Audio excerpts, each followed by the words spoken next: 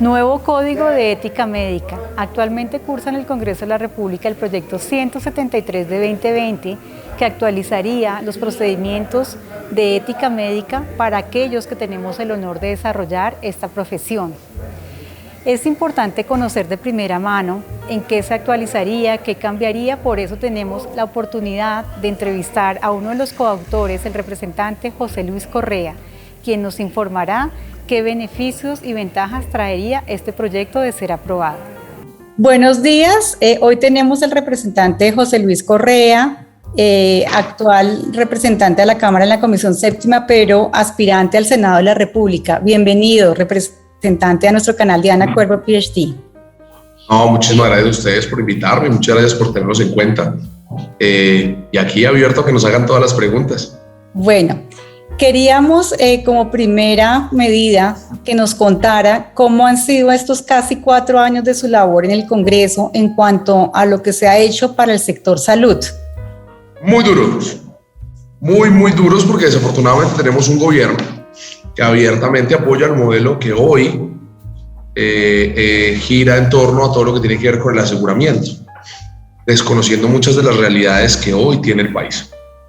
Las luchas han sido duras, muy duras, donde hemos propuesto, por ejemplo, que el salario de los trabajadores de salud de las ESES salga del presupuesto nacional y no salga de la venta de servicios, propuesta que obviamente a ellos no les gustó.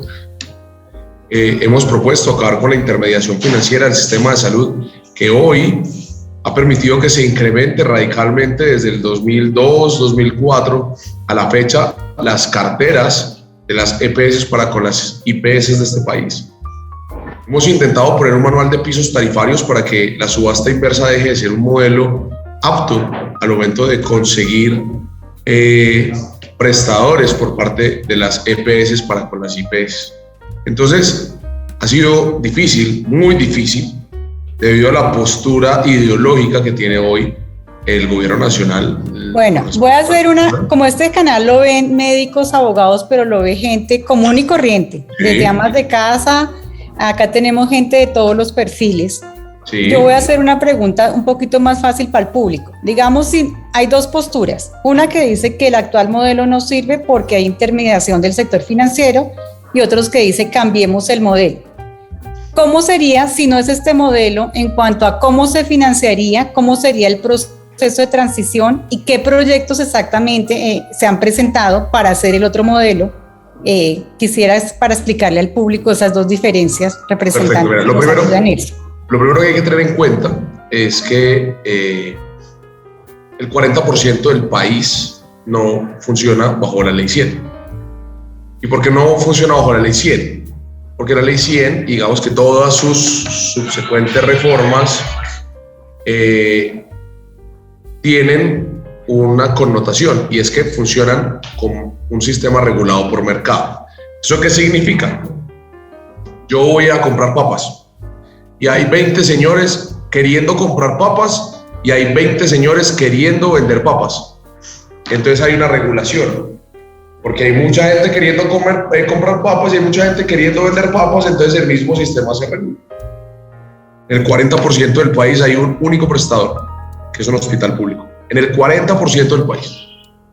Eso significa que de entrada tenemos un único prestador que depende del que controla las papas, que es la EPS. Y usualmente en ese municipio hay 1 o 2 EPS, ¿ya? Y ese pobre no tiene cómo irse a buscar papas en otro lado, porque solo puede atender a la gente de su población. Entonces, no existe mercado suficiente ni de la oferta ni de la demanda en el 40% del país para plantear verdaderamente un sistema de aseguramiento. Gracias. Por eso es que el sistema de salud de entrada en el 40% del país no funciona como sistema. Entonces ya nos vamos al donde sí hay mercado.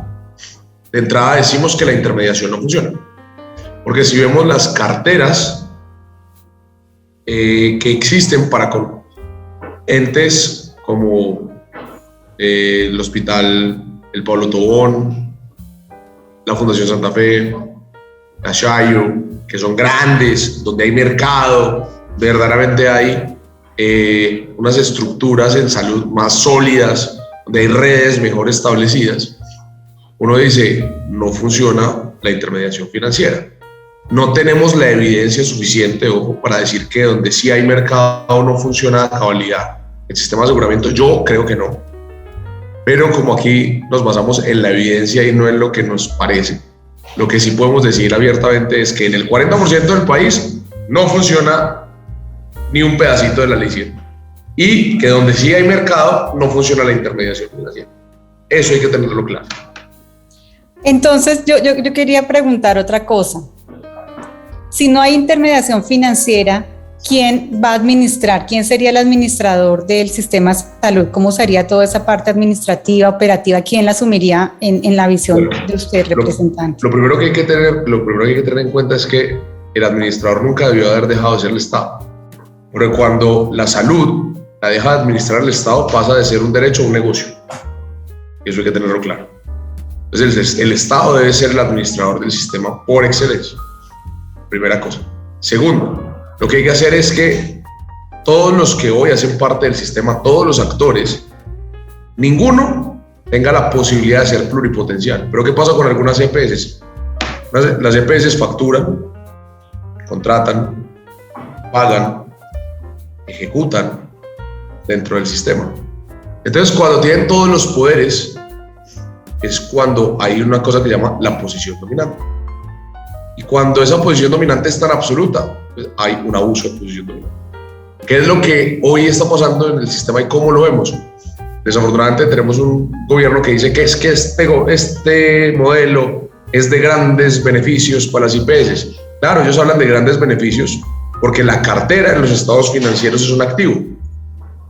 Las deudas de las EPS, de las IPS, digamos que cuando se lee el estado financiero, pues son activos, claro, plata que porque les paguen, pero tenemos carteras incobrables en el sistema y que por castigo de cartera hoy las EPS lo que están buscando es no pagarlas para que eso tenga que salir de los estados financieros. Y la otra pregunta que le decía es que este tema es complejo. ¿Habría una transición? Si se aprobara una ley, las EPS se acabarían y los que estamos en EPS privadas, ¿habría una transición o cómo han pensado eso? Mira, para volverlo todo público? Porque entiendo que sería público, administrado por el Estado, o entiendo mal. No, yo no creo en eso. Yo no creo en eso. Yo creo que hay que buscar un sistema intermedio donde haya actores públicos y privados, donde ningún actor tenga la pluripotencialidad que hoy tienen las EPS. Eso hay que tenerlo clarísimo. Donde tengamos un gran pagador que sea el ADRES, donde tengamos un revisor externo, que para mí deberían ser las gestoras integrales de salud, para que hubiera un paso intermedio, donde ellas pudieran generar la red y la contratación. Hasta ahí, no los pagos, no la facturación, no el control absoluto del sistema. Cero.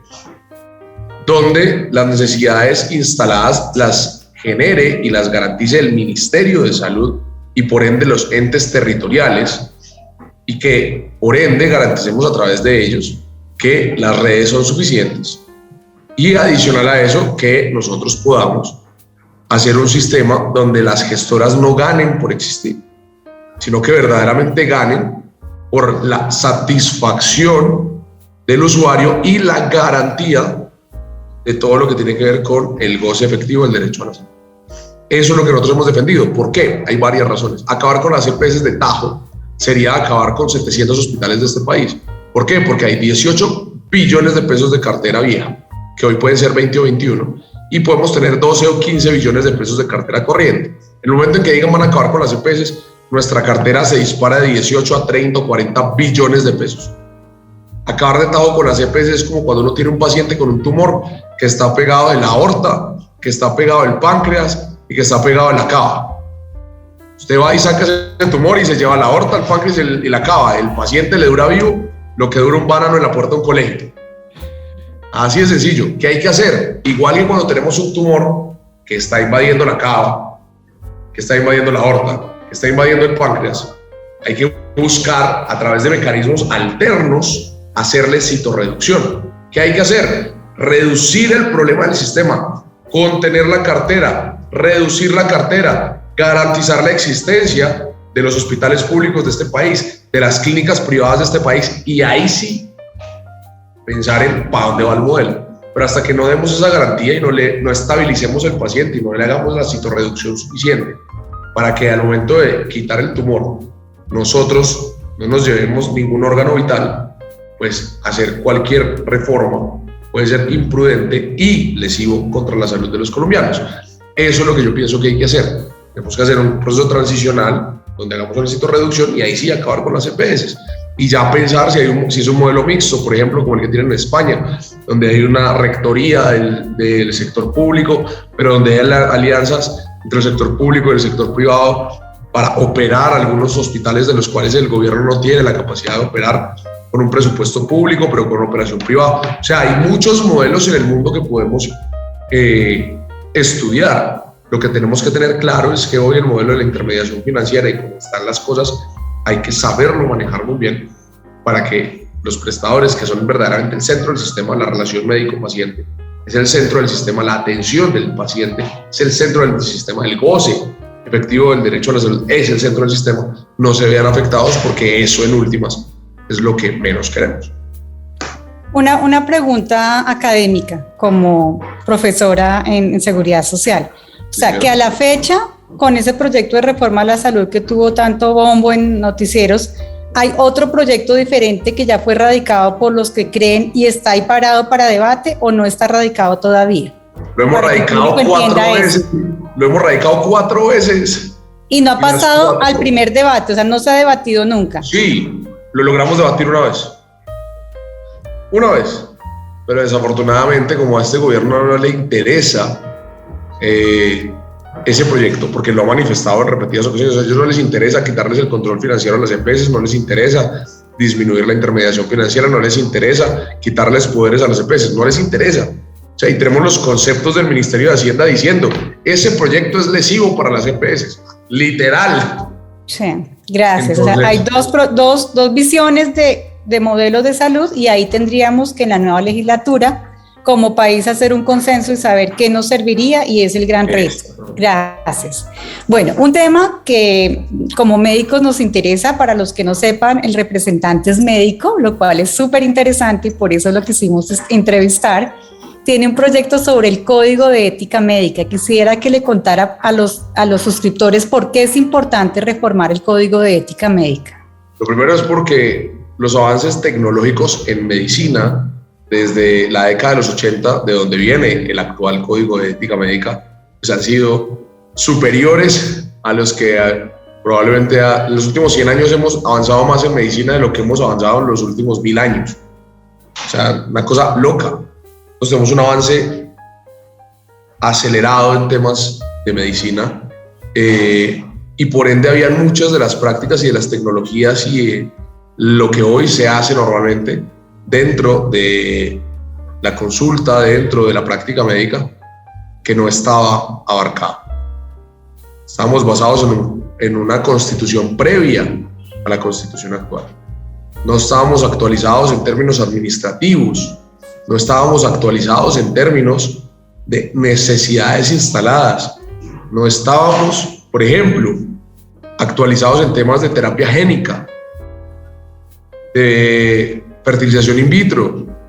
Entonces necesitábamos ponernos al día con lo que hoy se necesita para que, primero, salvaguardemos el paciente y segundo, salvaguardemos a nuestros colegas.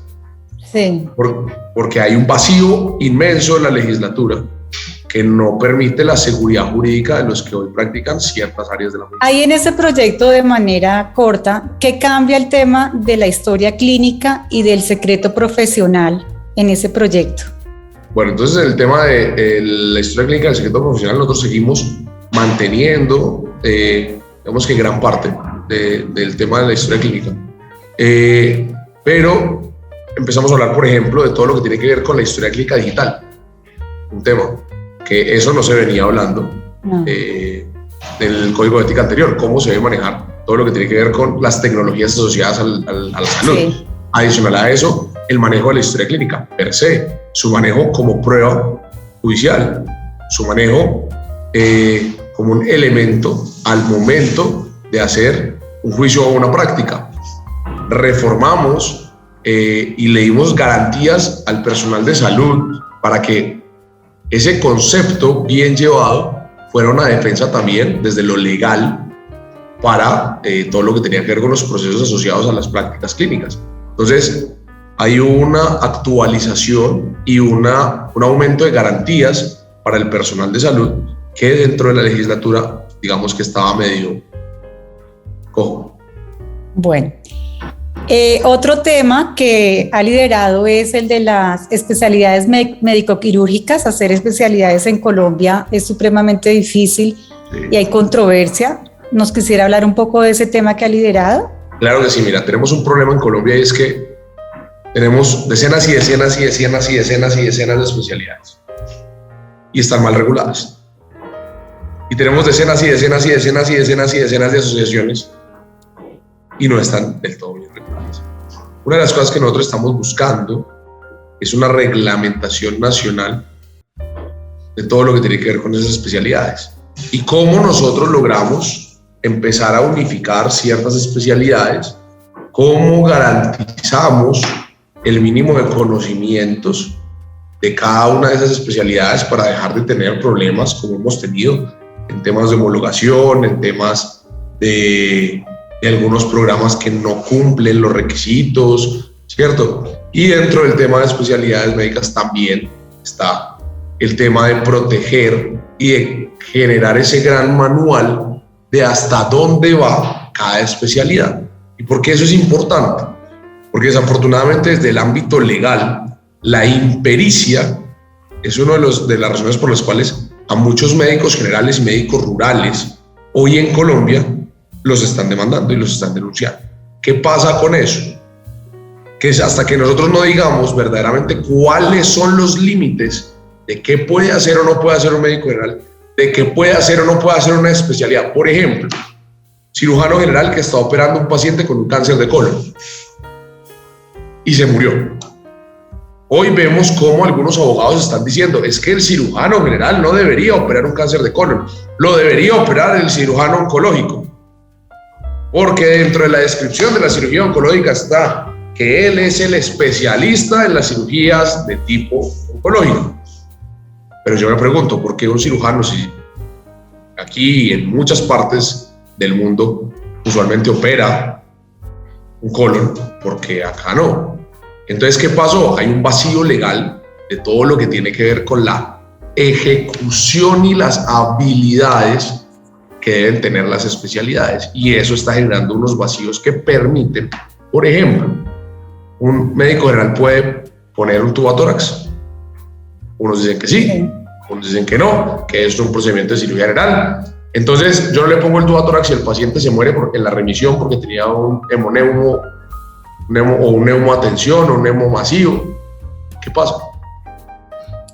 Una especialidad que también nos ha llamado la atención por las noticias en televisión de muerte de pacientes es la cirugía estética, la cirugía plástica.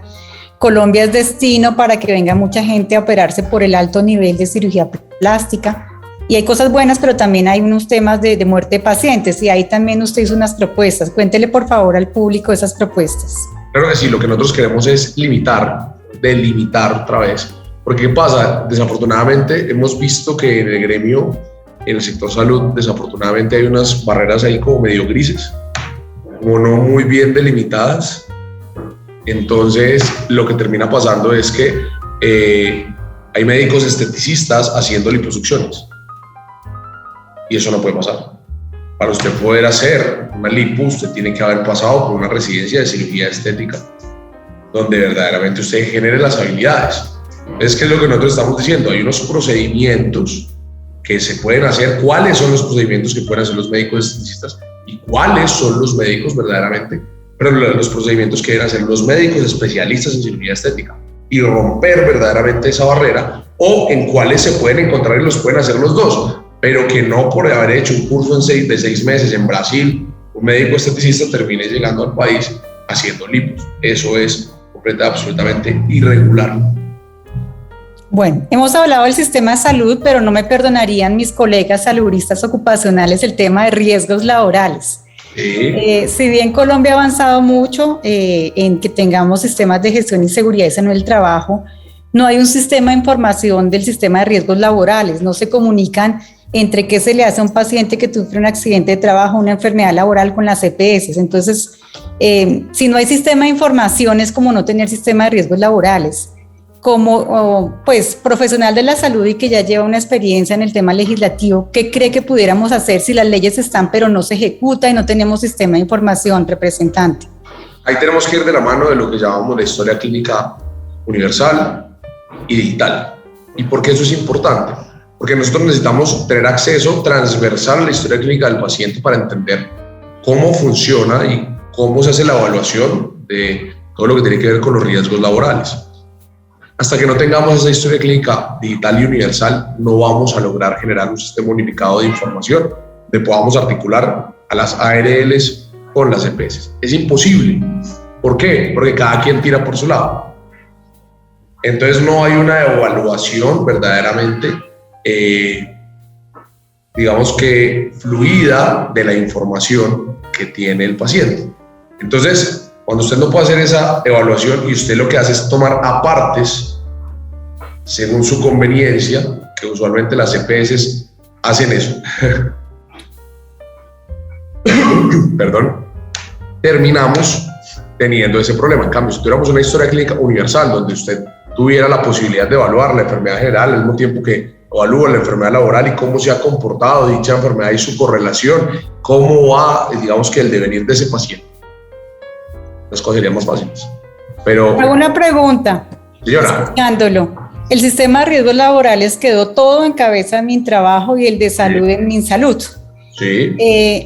Pues son dos, cada quien ala para su lado y lo hemos visto. Si quedara la prestación tanto de riesgos laborales como de salud en el de salud, ¿mejoraría en algo? ¿Y que quedara la prevención y la promoción en el Ministerio de Trabajo? Yo pienso que sí. Yo pienso que sí porque primero tendrías una sola reglamentación, ¿cierto?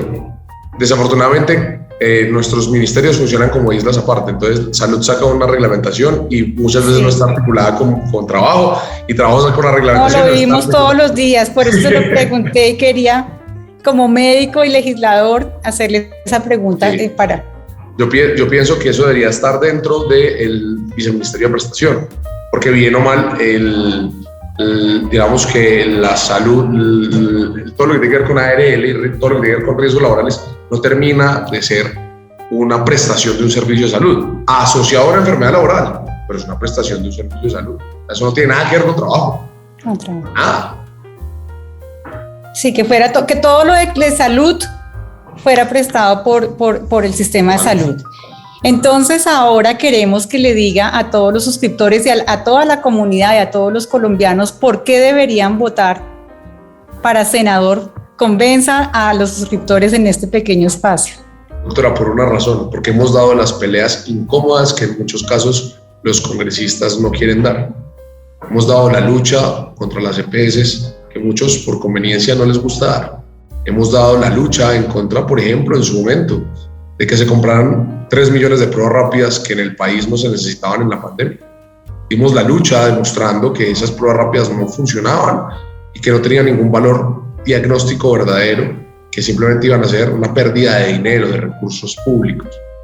Logramos poner sobre la mesa debates tan fuertes como el de los sindicatos de salud, como el de los sueldos atrasados de los profesionales de la salud.